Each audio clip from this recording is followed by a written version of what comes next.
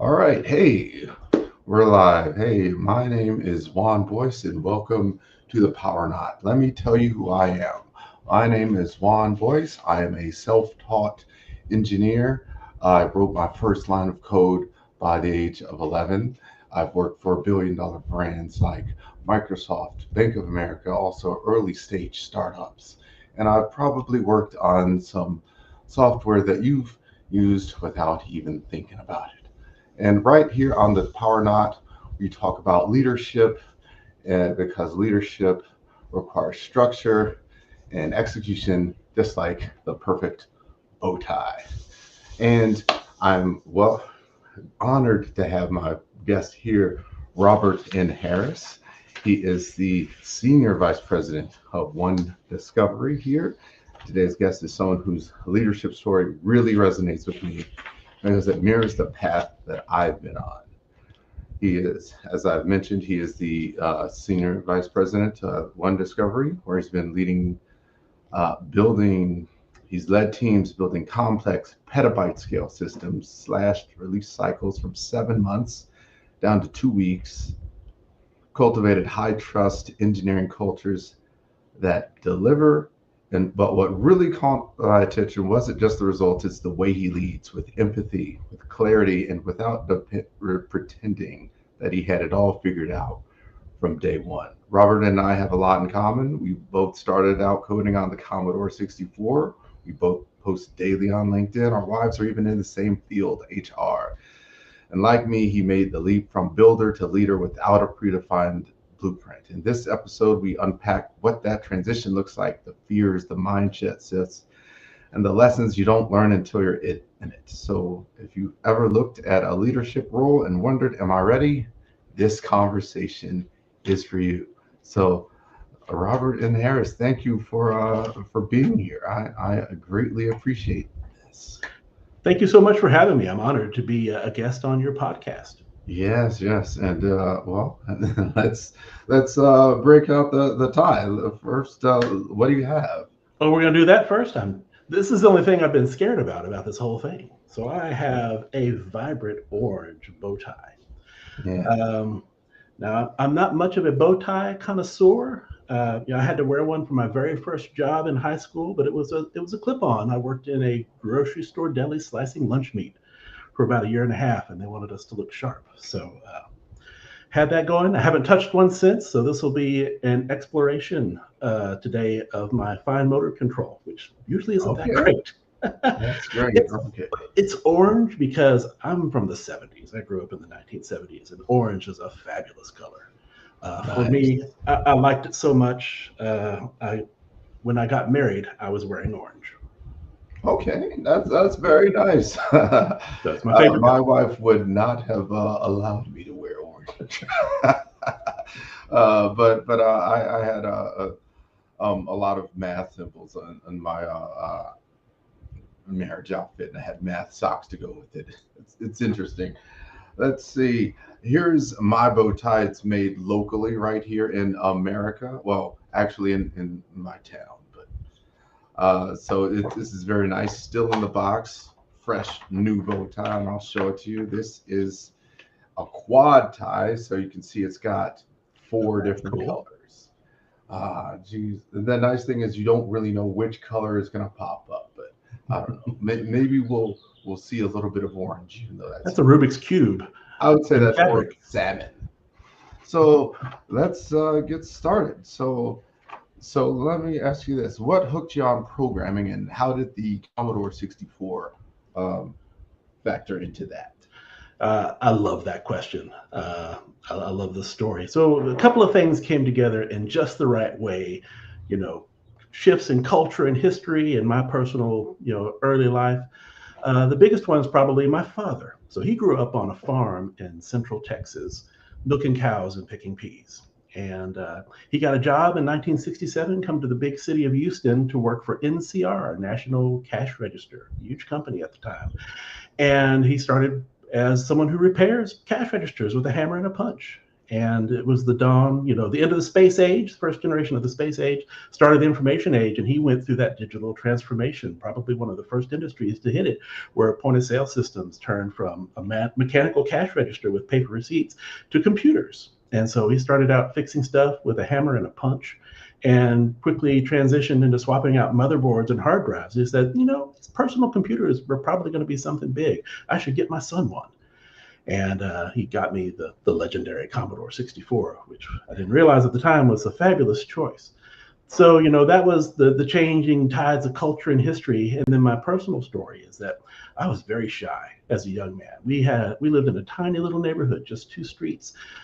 Really no other kids my age. So, I didn't really hang out much with people. I was drawn to solitary pursuits like, stargazing and riding motorcycles and shooting bows with archery and stuff. And when I got that computer, it opened up an entire universe for me to explore from the comfort of my own home. And I was immediately hooked. Oh, that's great. And that definitely resonates with me. I definitely did not play with the other kids in the neighborhood. And my older brother had a Commodore 64. He's 9 years older than me. So I remember when I was a young kid, I have no idea, I might have been in kindergarten, and seeing him just be able to change the code and cheat in the games just was like fascinating to me. I'm going to plead the fifth on that. Oh, well, is it really cheating? It's an exploit. That's the kind of a fine line. If you, No, it's but anything that makes the game more fun for you, yeah, it's what matters. it was just Um, training for my future career success, modifying source code. so that was great. So, oh well, Oh, am I following along at home? yeah. All Let's go right. ahead and get started with that. So the first Collar thing, let's status, drape it over polished. your neck. All Yeah, right. there we go. And then Lost in and here. let's go ahead and get the first step out the way. So the first step I like to do is I like to use an animal theme here. So the first step is it's going to be a parrot over the shoulder. So just like a parrot, you cross over and you put that parrot on your shoulder. Okay. And what you want to do is just as the as it starts getting wider, that's where you want that to be on your neck. Does that make sense? I'm trying. That's okay. That's okay. It'll Close be enough. clearer as we get All right. as All we right. go along. So I'm let's stepping out in trust. okay. So when did you first start thinking seriously about leadership, not just being a great engineer, but actually leading people? So I have something to confess. I never considered myself to be a great engineer. Ah, interesting. Yeah, it's probably imposter syndrome because, like you, I was self-taught, and I didn't go, to school for this. I didn't go out and earn a bunch of certifications. I'm just a guy who figured out how to do stuff to solve a problem. So, I thought I was a effective engineer because what I could do with, my kind of non-traditional background is I could see and understand the problems that software could solve, but I would see them from the perspectives of the business, of the customer, of the user. Like I worked for a place that they had a data management problem. I wasn't a computer programmer then by trade, but I picked one up and figured out how to solve it. So, I could see the simplest path from the solution to the problem, and I would just hack away at it with ruthless pragmatism and try to get, the fastest solution I could, maybe accrue a little tech debt along the way. But it worked, and my customers loved it. So, because of that, I thought I was effective, but I didn't think I was technically great. So when I started to have direct reports, I deferred to them a lot. I was like, these guys, they've got computer science, more degrees than a thermometer. They've got certifications, all this experience at different places. I'm just going to stay completely out of their way. Like, hey, I'm going to do this over here. You do your thing over there. And I'd tell them, hey, I might be your boss, but my duties are mostly ceremonial. And we joke about it. But, they would struggle sometimes. They'd have these excellent technical chops, but, the solutions were missing the mark. And we'd have to go back and do rework, or the customer's like, this isn't really what I wanted. And I realized, my ability to see the problems from those other perspectives was my real strength, and that was my top leadership skill. Probably is to guide them. So I modified my approach a little bit, and it's like, okay, let the engineers make the engineering decisions most time, but put up guardrails with my sense of business value and time management, and let them do what they're best at because they probably know more about it than I do, but guide them to the goal, which is sometimes hard to see if you're nose down in the code and all you see is code and every problem looks like a code problem. Okay, yeah, that's good. I like that. I think that's an underrated part of leadership. You have to delegate and let people do what they're best at doing and do what they're good at doing. Yeah. So tell me, was there a moment when you realized that technical excellence alone wouldn't get you to where you wanted to go? Yes. That moment was when the company I thought I was going to spend my whole career with suddenly got sold. I wasn't expecting it. They weren't telling me about it. I thought I was going to, we had a marketing person one time. We hired a marketing person because we started with just a bunch of tech guys and figured it out as we went. We didn't have any real marketing or sales, and we started to add that over time. And her name was Linda. It's like, hey, I'm the new marketing officer. Can I get a copy of your resume for our bio page? And I said, Linda, I came here to die. I burned my resume. Yes, I've got nothing to give you. This is it. And we had a good laugh, and we came up with something to put up there. But I never thought I'd have to work anywhere else. And then we were acquired by a large company across the nation, 5 business units, offices all over the country. And I was just another cog in the wheel. And I realized, oh, Lord, none of these people know me. They don't know what I'm good at. They don't know what value I can bring. And I'm going to have to start over from scratch. Right. Yeah. Visibility. That was a rude awakening. Important. Yes, I can imagine. Can you tell me what were you most afraid of when stepping into your first leadership role, and how did you handle it? People, Juan. I'm afraid of people. I'm an introvert, okay? I got into computers to avoid people, and then I got good at computers, and they gave me people to look out for, and that was a huge responsibility to me.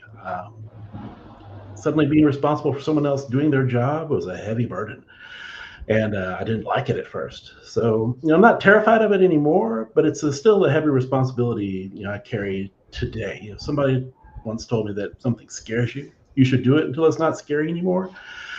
So, take a deep breath, and I've leaned into it professionally and realized, hey, my success isn't based on my own accomplishments anymore. It's my team's accomplishments and success. So instead of worrying about me, I'm going to worry about them and make sure they have everything they need to be successful. So a lot of what I do is, knocking down barriers, preparing the battlefield. I use a lot of, military analogies with my team because a lot of them are veterans or have been in the past. So we kind of like that. We're all code warriors at some level or another.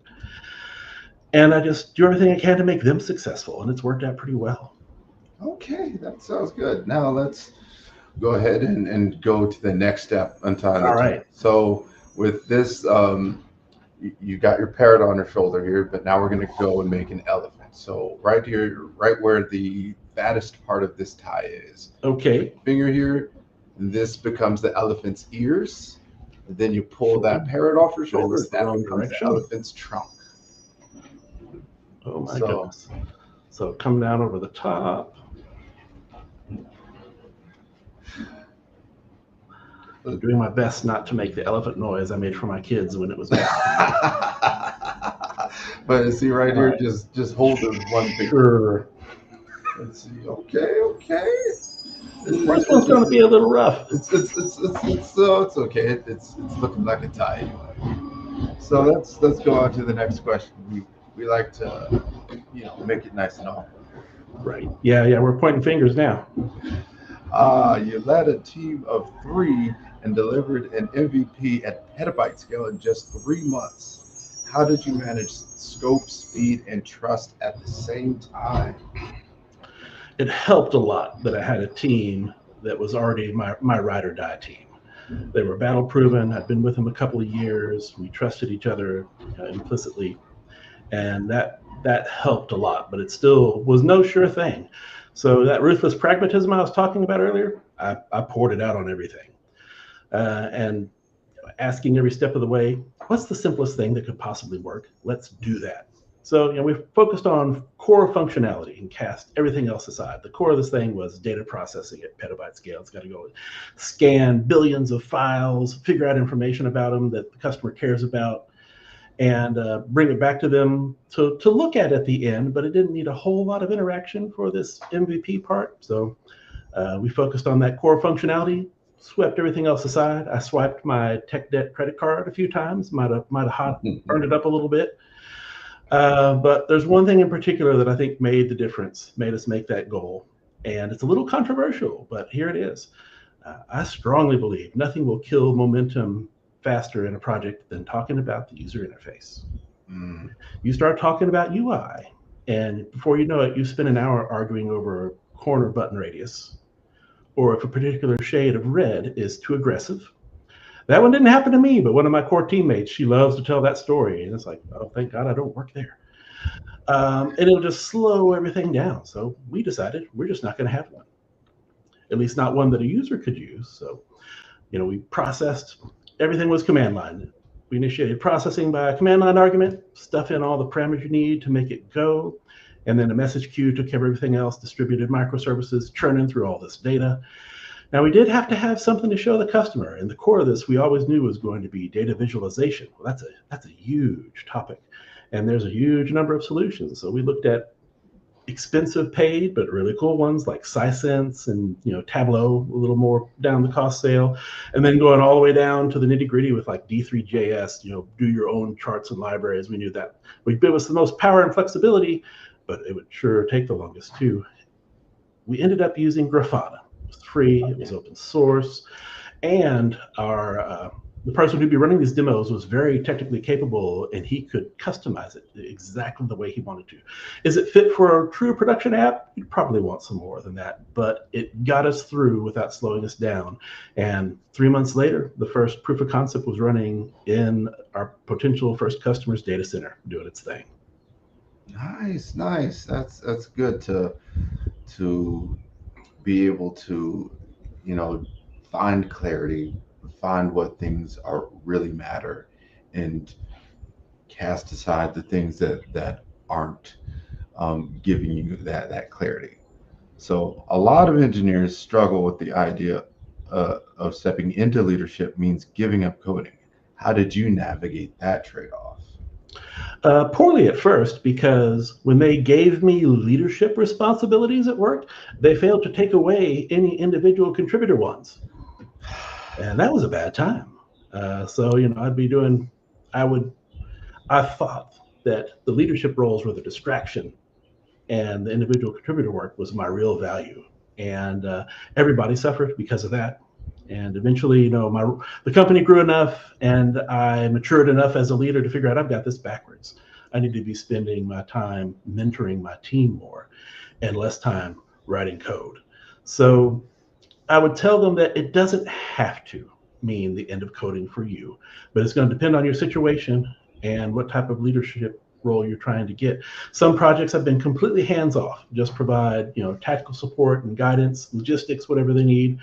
Other ones, I'm writing code for every day. I'm project on right now. I'm learning a new language and figuring out new platforms just so I can help because we've got a gap on the team, and when there's a gap there, I'm like putty on a wall with a crack in it. I'll fill in those cracks as best I can.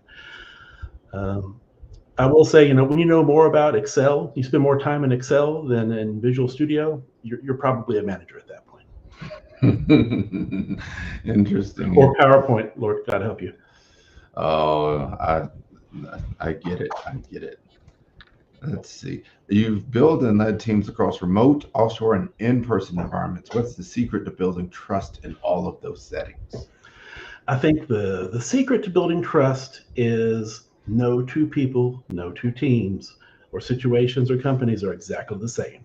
So you can't use the same approach for everyone, everywhere. And I see this a lot in tech, where, hey, this worked for some other big companies, so we're going to do it the exact same way. Do you have the same problems as Google or Facebook? Do you have the same resources? Are you sure you need 500 microservices? But that's a discussion for another time. But trust is built on their schedule. And the way you build trust is spending time with them one on one, getting to know them, where they're at, where they are in their journey, in their career, what's going on with them personally and professionally, not to, override boundaries there, but you'll find out a lot of what makes people ready for work is happening outside of work. Or, they talk about bringing your whole self to work these days. I don't want to get into that cliche so much, but there are things going on outside of work uh, that can impact your work, and being supportive of those things, like, if they've got someone they need to take care of, a sick family member, giving people flexibility and grace to do what they need to do to take care of themselves and their family, they will pay it back absolutely every time. Yes, yes, that is so true. We forget that people we're not cogs, we're people, right? Yeah, And sometimes life happens, and it's important to be aware of that for people, so that because people we want to do a good job, it's just sometimes things get in the way. right. So that is important, and really tailoring the message to everybody, building that trust. So let's go ahead and go on to the next step. So we're All going to right. grab Yeah. our elephant Engineers are ears, human too. we're going to pull it forward, and we're going to pull on that trunk at the same time. And then actually, okay, I'm making this a little bit more complicated than it needs to be. We're But engineers. We do that. if you're pulling on the ears with your left hand, and Hmm.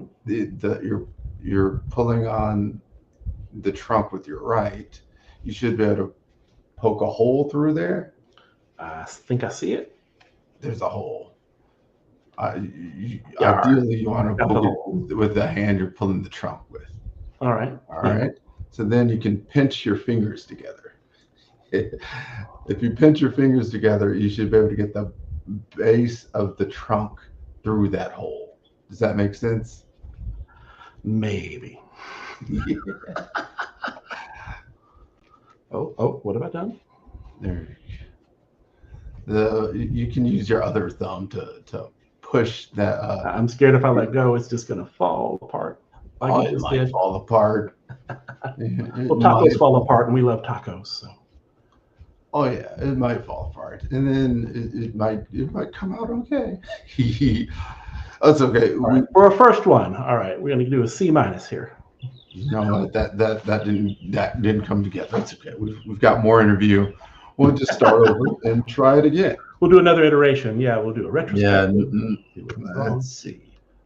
So what's one mistake you made in leadership that taught you something you still use today? This one still hurts me, Juan. I made a mistake with the first employee I ever got to hire. Oh, So this was early in the days. That tiny company that took a risk on this guy who's not a computer engineer, gave me an engineering role.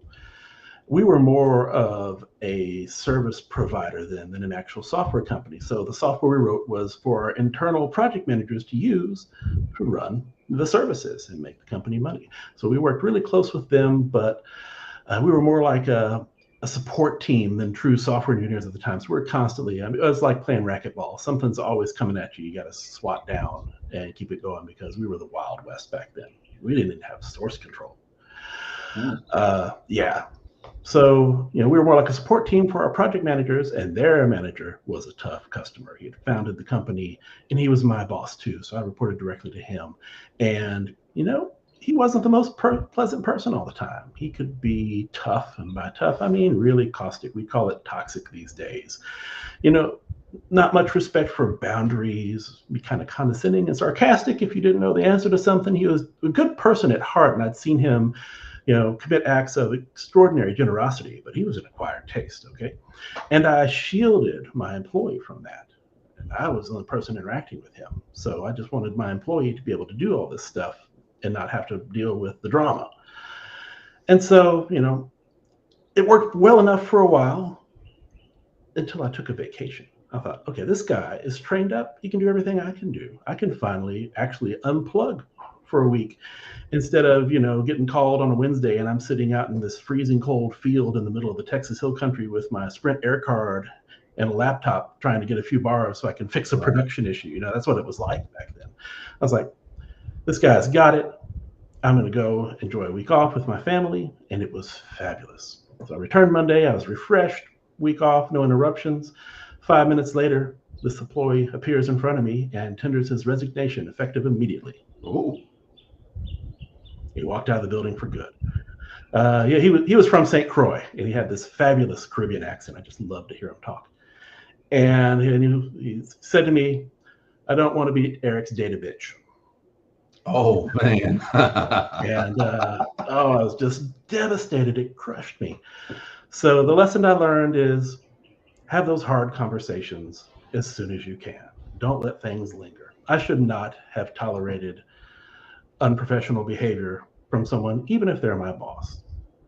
And I shouldn't completely shelter all the team members from the reality that they're working under. And as soon as if the only reason an employee stays is because I'm between them and something terrible, we've got bigger problems. Right, right. That makes sense. Let's see. All right, well, let's try this again. It looks like you didn't pull the trunk quite hard enough. So I've been trying to like analyze the thing. I don't know if you had enough slack or not, All but right, so I'm going to so cross we cross over, over, parrot on the shoulder. put the All parrot right. on my shoulder. Yeah. Then make sure this is nice and flat. You don't want it to be creased or anything. There you go. All That's right, perfect. And again, boom. You'll put your finger on the fattest part. Should have some nice elephant ears right here. like that. Yeah, like that. And All then right. when you pull the trunk over, you should have, you see how it's like the thin part right there? That's the part that's going to cross over. So I've got a nice little elephant right here. It's probably it's probably nice that I have this. Ah, that's a perfect elephant right there. See? That's perfect. Nice. And then so what I'm going to do this time, I'm going to push it with my middle finger here so that it keeps that crease. And then so when I pull, I'm pulling this taut, the trunk. I'm pulling the ears forward. And the trunk taut should expose a hole that I can get with my finger. You see? And I'm Yep. using just one hand to poke that hole. The same hand that I'm using to pull the trunk is the same hand I'm using to All pull right. the finger. So then, since I've got my trunk right here in this hand, all I have to do is move my thumb up, pinch here. I pull the base of that trunk through the hole. I should probably come up with a different animal. I don't know. Ah, there we go. That looks much, much, much better. Oh That's yeah, what you're a great instructor. the power knot's about right here. So I'm feeling the power. I'm bringing down the collar. okay, if someone is listening and thinking, I want to move into leadership, but I don't know where to start, what would you tell Um, you can start being a leader right now, today, no matter what your title is or where you sit on the org chart. Because leadership isn't about authority. A lot of people think they have to be given the authority first before they can lead. But that's a boss, and nobody wants a boss.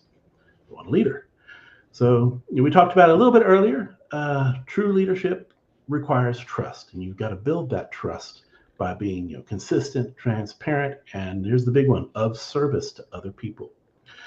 So the way I grew into leadership is I just kept asking, how can I help? And so, the best way you can start is being helpful. Help the people around you any way you can, whether they're on your team or not, whether it's in your job description or not. In fact, take that job description and throw it in the trash. It's meaningless. You're there to add value. Find every way you can to add value.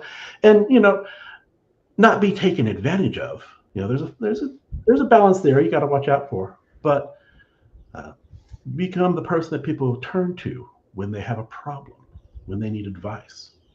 And once people are turning to you, say, this person knows how to help me. They can help me reach the answers, not because they're going to do it for me, but they're going to help me maximize my own potential. You're a true leader then. Okay, that is great.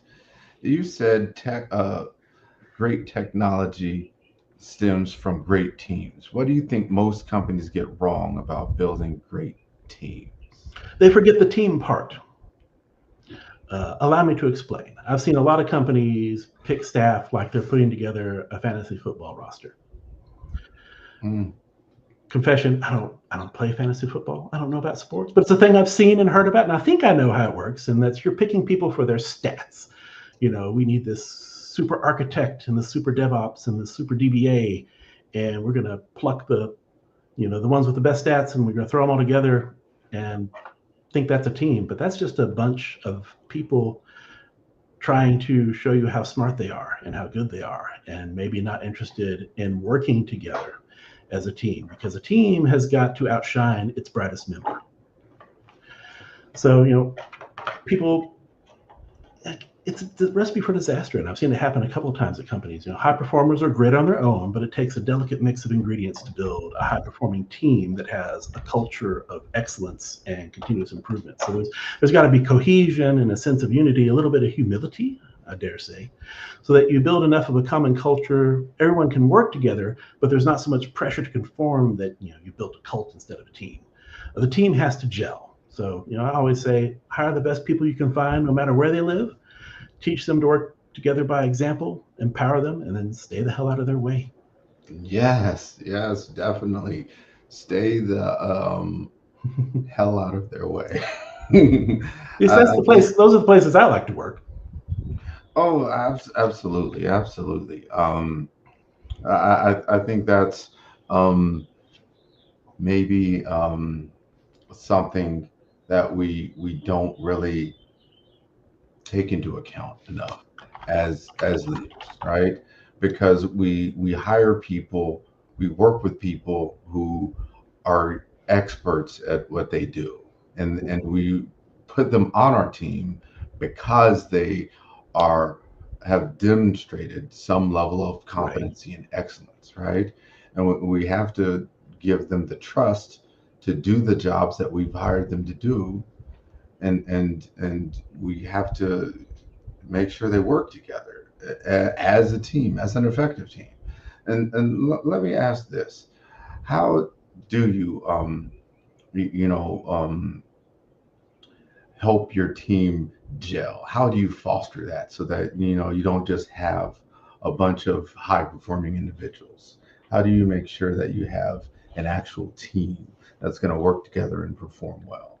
I try to draw them into conversation. So I'll start on a team where we get a new team member, or maybe I go to a company that's brought me in to help their team perform better.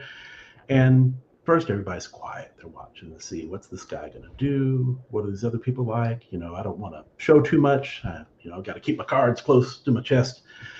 And we'll be talking about a problem we need to solve, planning a sprint, maybe doing some architecture design, and I'll make sure I ask everyone what they think of this. I'll call on people, like school teacher. I'll call on you if you haven't spoken up in a while, and try to get people comfortable talking to each other first and offering their opinions. The high water mark for that, when I think a team is finally gelled enough and we trust each other enough, the most important thing any engineer can say to me is, Robert, this is a bad idea that you have, and feel safe enough to do that. That's something no AI assistant's going to do, is say, are you sure you really want to do that this way? So when the team says, hey, Robert, you're wrong, I love it. You know what? It's funny that you mentioned AI and saying, because that's the one thing about AI. AI has um, a way of being able to generate answers that are statistically likely to be correct. But if you challenge it on its results, it will always walk it back and give you something else. Even if its first answer was correct, it Right. really has no way of knowing that. And I think that's a real hallmark of a great leader, where you're able to have that level of trust, where the halo effect um, Right. um, doesn't prevent them from disagreeing with you or pushing back against you. So I think that's definitely a great thing. You need to be able to um, push back because I believe that when you have a diversity of opinions, right? Right? Um, it's you're better able to um, solve problems. It's like the parable of the elephant, like the elephant we had with our Mhm. bow tie, right? Someone's got the Right. trunk, someone's got the ears, someone's got the tail. But and then part of what you have to do as a leader is you have to cultivate all these different perspectives and get people to trust each other, get people to communicate. But sometimes you have to make a decision. Like how do you balance that? So I love this question. Um, yeah, this is, kumbaya. We're all friends. Everybody's opinion is valued. That's great. Sooner or later, you got to make a decision. And I try to let the team arrive at the best decision. Now, I might have some ideas about it, and I'll weigh in. But if there's couple of opposing viewpoints, and we've got time to experiment a little bit, I'll say, okay, take a week, take 2 weeks. This iteration cycle, we're going to do quick proof of concepts. You build out your proposed solution, you build out yours. We'll put them in proposal Thunderdome, and two will enter, one will leave. If we can all decide based on early results, because sometimes you have to do experimentation to really find the best solution, but sometimes you don't have time, or you're still at a deadlock later that can't be resolved by just letting the team vote or be persuasive. So for those moments, I have to be the judge. Nice, the gavel. So I will cast the tie-breaking vote. Somebody will say, Robert, is it gavel time? Yeah, it's gavel time. And the decision's made, and I have to own it. So if it goes badly, that's on me because I made the decision. But that's part of being leadership. You're going to sit in the big chair. My boss called this the big chair back when I got it. It comes with responsibilities, and one of them is you're responsible for your team's work and the team decisions that you make as a leader. So be ready. Yes, okay, that's great. One thing that you posted today, you posted about peak performance, and there's a difference between uh, what we think about as being peak performance and what peak performance actually is. Can you talk about that and elucidate on that for me? Sure. When you think of a software engineer's peak performance, it's usually some big, flashy, dramatic event. They pulled an all-nighter, or there was a heroic production fix, or something that everyone's watching from the sidelines, waiting to see what the rock star on the team is going to do because they're the only one that can fix it. And those things happen, but I guarantee you, the vast majority of the time, they happened because of a lack of preparation and planning that it even got to that state in the first place. And I'll circle back to something I said before. The team should outshine its brightest member. And if this is a regular occurrence for you, something is wrong with your team or something is wrong with your process. Um, what feels like speed is usually just drama. So try to achieve engineering excellence without all the drama is one of my taglines, because drama is fun when you're at the movies or at the theater, but it's not something you should have every day at work. Right, of course, yeah, but that's the thing. If you have a high performing team and you're doing things consistently, without that drama, how do you um, give your team members the recognition that they need, and when there is no drama, when there is no dramatic moment to say we saved the day. Like how do you recognize the disasters that averted that never happened? Right. So at the retrospectives, I learned this trick from a project manager I got to work with a few years ago, and that's great. I love it. We use a product called Figma, and they have a little sub product called FigJam. It's just a virtual whiteboard. You can do it with any. I think Zoom has it now too. They just rolled that out. And because we're 100% remote, we get everybody on a screen share, and this whiteboard has a timer that counts down. Uh, and we split the whiteboard into 4 quadrants. We have what went well, what didn't go well, what do we need to change, and some shout outs. And the shout outs quadrant is my favorite. So as we're reflecting on how this last iteration went, we're naming names in the shout outs section. We're saying, someone planned something really well or designed something really well and, took care of business ahead of time. I mean, the big dramatic events go there too. But more often than not, if we're doing it right, it's just humble praise for people that are quietly doing the work well. And they get to hear about it from the rest of the team, our appreciation, at the end of every cycle. Yes, that's good. It, it's amazing how the standard agile process that we have those retrospectives, we have Mhm. those sprints, and we do we do the various parts of agile.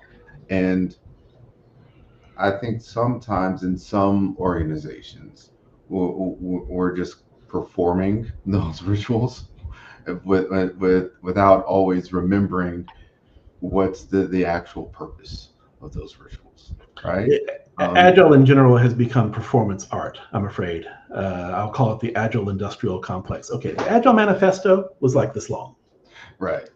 And we've had this Cambrian explosion of practices and procedures and rituals and people with special titles performing the ceremonies of Agile. And I'm like, did I join a cult?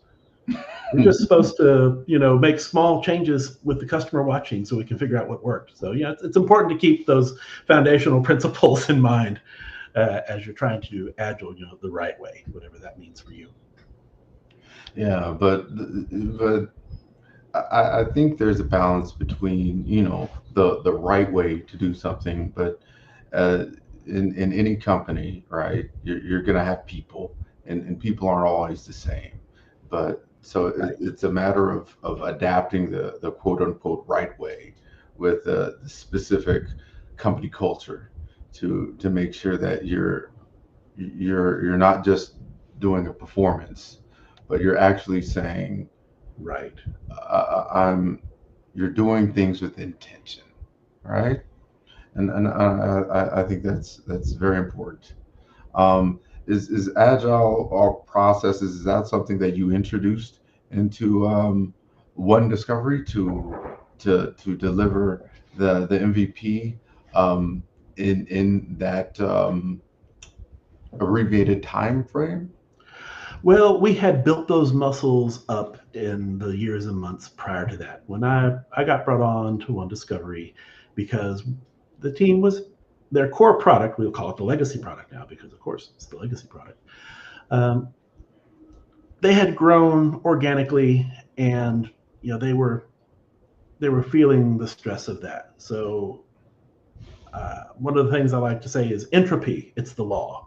Mhm. Chaos is the natural state of things. And when the board brought me on there saying, hey, our engineering team could use some help executing. Do you think you could come in here and help us do that? I was like, I'm your Huckleberry. So I went in there and I was just a fly on the wall for a month. I went to every single meeting that involved engineering, including planning, sprint. Well, they weren't really doing sprints. Product management, marketing, trying to understand the entire software engineering ecosystem because it's more than just a team or a department, it's an ecosystem. And the rest of the company's inputs into that system will have a big impact on the outputs and the quality of it.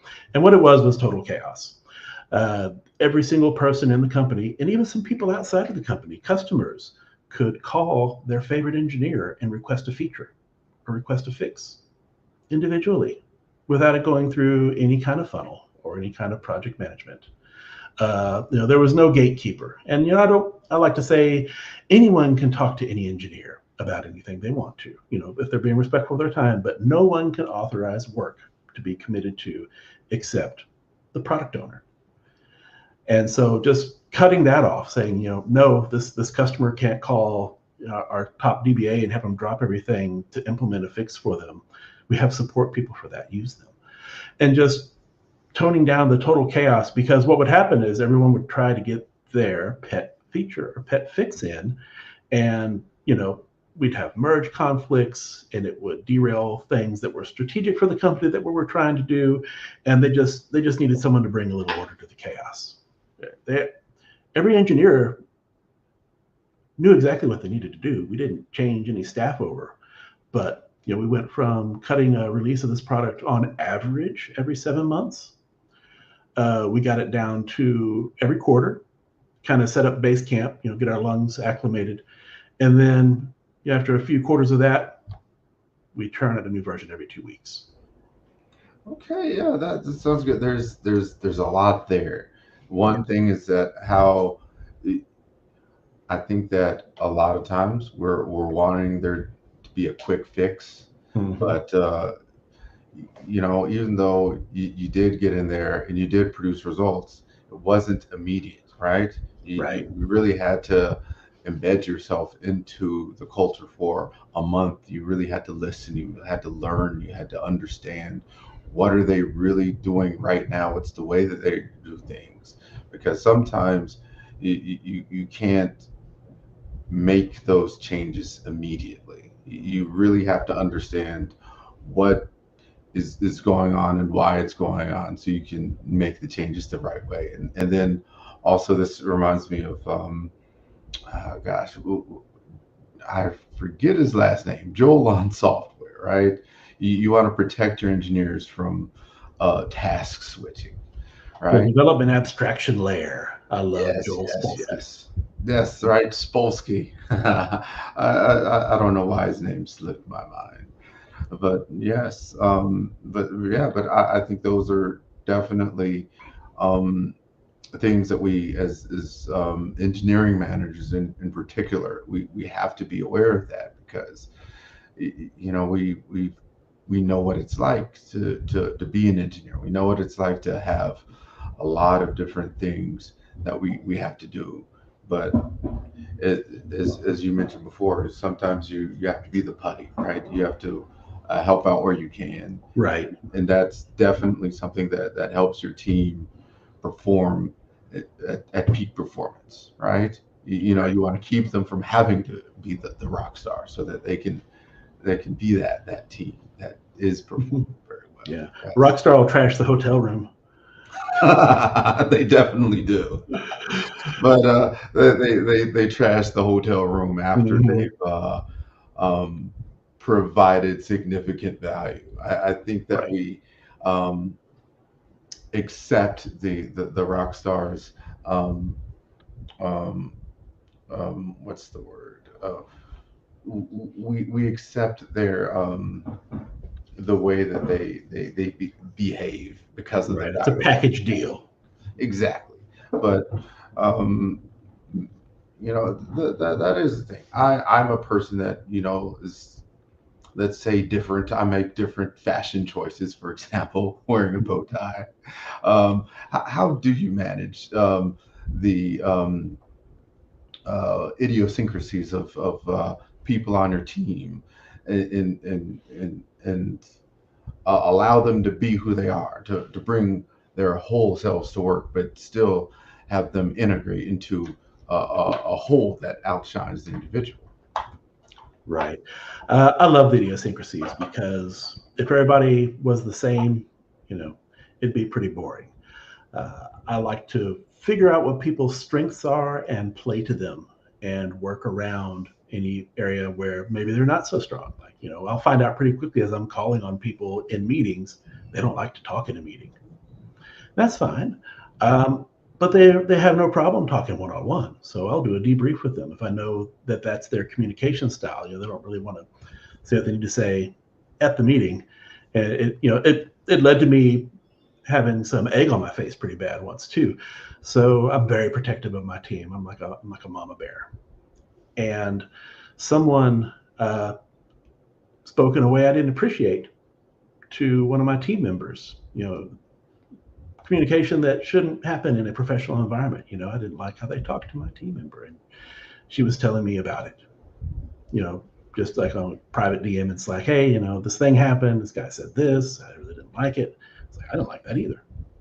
About 3 seconds later, I've got this guy on the phone saying, hey, don't talk to my people like that. I get a call back from the person who said, I didn't want you to do anything, Robert. I just wanted to talk about it. And, having to figure out, okay, when do I just let people vent? And when do I really need to take action? It's tricky for me as a leader, because I'm trying to do right by my people. But sometimes they just want to talk about it, and that's probably enough. I've had other people, after 4 or 5 retros say, I'm not really getting anything out of this. All right, well, you're an optional attendee from now on. If you think it's something you want to contribute, let me know, and that's okay. Not everybody has to do the exact same thing. Sometimes I'll make a meeting and all the attendees are optional. If nobody shows up, that wasn't a good meeting. That sounds like an excellent policy. Because how many times have we gone through meetings and said, oh, this could have been an email. And especially as an engineer, I would definitely look at my calendar and say, oh, no meetings today. I can get actual work done today. Ooh. I have sometimes set up a day on my calendar from 8 to 12, it says no. From 12 to 1, it says lunch. From 1 to 5, it says also no. Yes. If I really need to get something done. Own your time before someone else does. Yeah, I think that's fair. I think that often engineers, they have the maker schedule where we need those uninterrupted blocks of deep focus. Absolutely. Extremely important. And and maybe that's why it's very useful for engineering leaders to have been engineers, to have experienced that. They understand it. Yes, to understand it. So tell me, what is something that from your engineering experience that really helps you as a leader these days? I know that nothing is a sure fix. Engineering is messy. Okay, we want to call ourselves engineers. Okay, engineers build roads and bridges predictably with very well established methods. There's more craftsmanship to it than engineering. And art is kind of messy. It's one of my throwaway sayings I like to do is computers may be science, but software is a humanity. And it's messy and it's creative. And you want to nurture that creative process, but you still got bills to pay. And helping people figure out, hey, things aren't always going to work out the way we think we are when we have this brilliant idea at 3 a.m. and we got to open the laptop and start working on it right away. But you have to time box it. You have to say, okay, this idea is great. Take a month, take a week, take a day, and let's see if this is really going to work. Because the worst thing you can do is get to the end of the deadline and you trusted your gut, but you didn't verify, and now you've got software that nobody wants. Right. Or didn't solve the problem the way you thought it would. Stuff happens. Managers love to say failure is not an option. Engineers will tell you stuff happens. You will fail. It's how you recover from it. Yeah. Speaking of failure, I think that's definitely how we learn, right? Trial and error.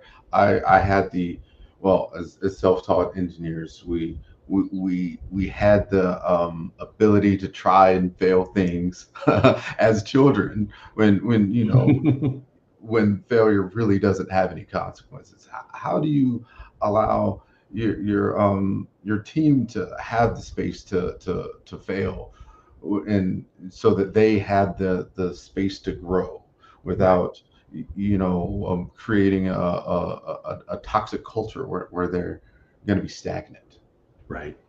I demonstrate that it's okay by failing often in front of them.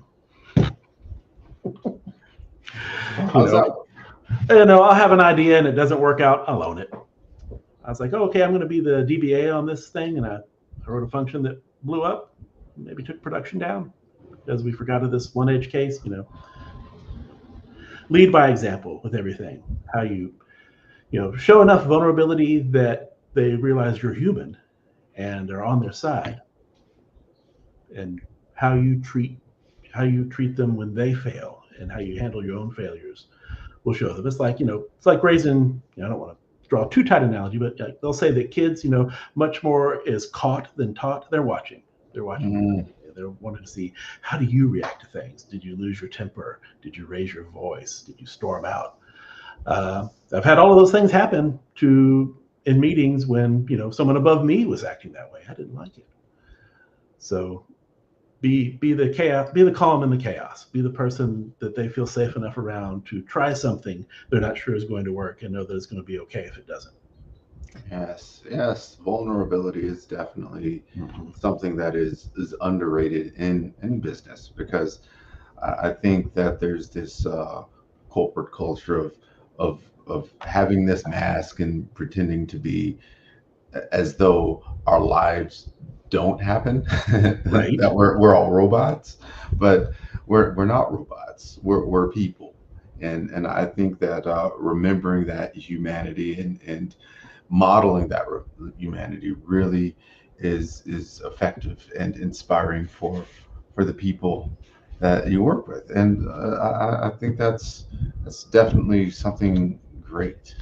I think we're getting close to the end of our time. Is there anything in particular you'd like to uh, add on to say that you didn't get to say? I think we covered it pretty well. Just if you think leadership in engineering is right for you, start today. You can do it. I believe in you. Yes, Reach out to absolutely. me. Start today. I think that's 100% true. And to add on to that, I think that there's all kinds of leadership. There's horizontal leadership. There's servant leadership. It's Right. not all command and control. You don't necessarily need to have a title or direct reports to be a leader, right? If you're working with Right. people and you're helping your coworker, your teammate to get unstuck on a problem, that's leadership right there. When you reach out and you um, um, to your teammates and offer help, that's leadership. So I think that's something that we do. Engineers, we're always solving problems, but Right. so much of what we do is dealing with people, other people as teammates. So Hmm. I Yeah. think that's good. Yeah. I will say that the toughest problems to solve in building software aren't technical; they're people problems. Yes, they So are definitely people problems. if I was going to have a last word, it would be this: be the kind of leader you would want to follow. Absolutely. I completely agree with that. Okay, and thank you for being my guest today on the Power Knot. And I'd like to sign off right here for our first podcast. Thank you for Mhm. joining us. I It appreciate was it. an honor to be on your show. Thank you so much, Juan.